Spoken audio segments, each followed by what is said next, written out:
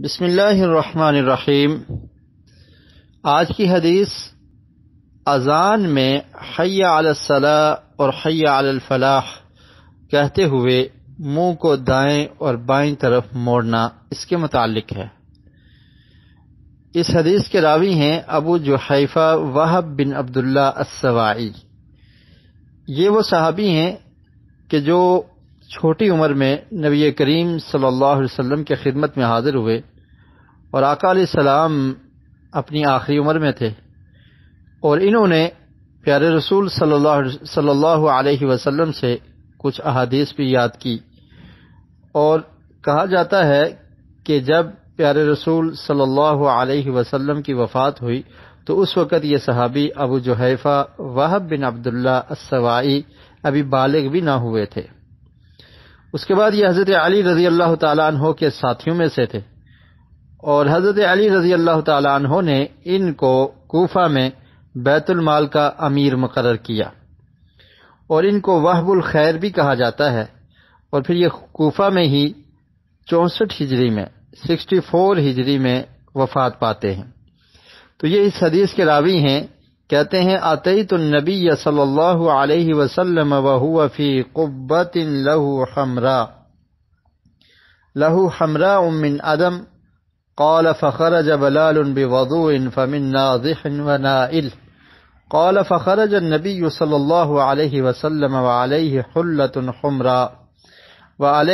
حلة حمراء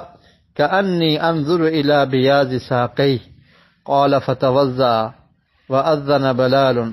فجعلت أتتبع فاه ها هنا وها هنا يقول يمينا وشمالا حي على الصلاة حي على الفلاح ثم ركزت له عنزة فتقدم وصلى ركعتين ثم لم يزل يصلي ركعتين حتى رجع إلى المدينة۔ یہ حجۃ الوداع کا واقعہ ہے۔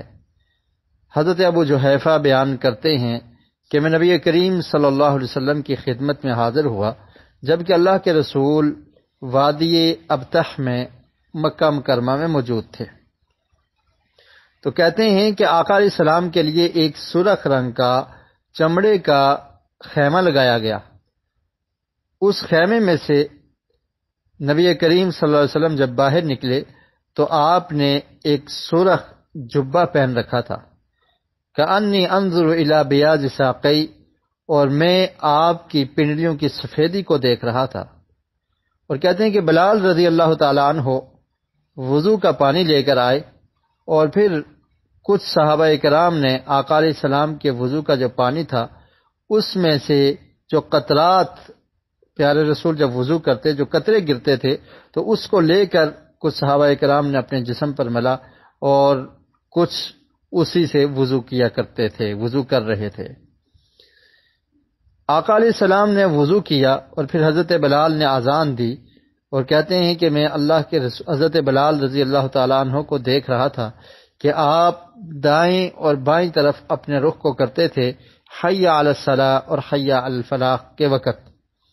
اور پھر اس کے بعد حضرت بلال نے پیارے رسول صلی اللہ علیہ وسلم کے لیے ایک تیر زمین میں گاڑا۔ اللہ کے رسول آگے بڑھے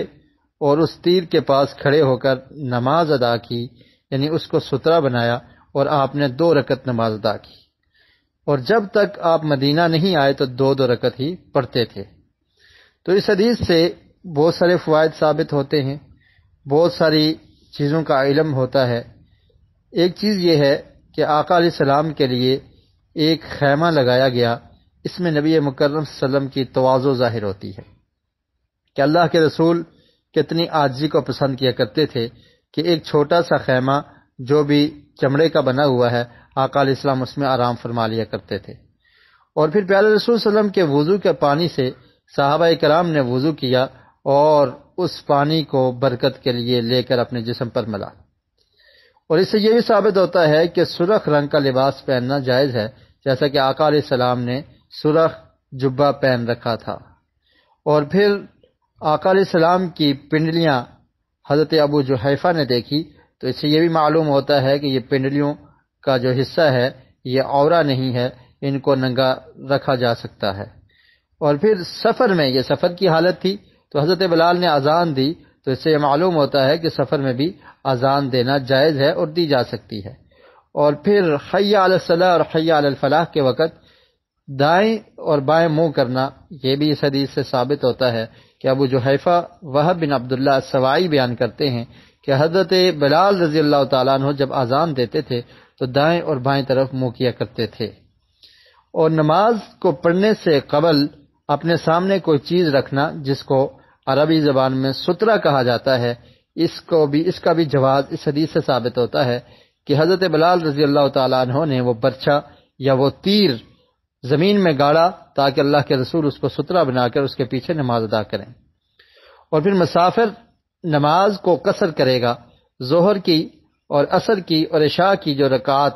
4 ہیں ان کو 2 پڑھے گا، جیسا کہ اس حدیث سے پتہ چلتا ہے کہ نبی مکرم صلی اللہ علیہ وسلم نے 2 رکعات پڑھی اور جب تک آپ مدینہ نہیں آئے 2 رکعتیں ہی پڑھتے رہے۔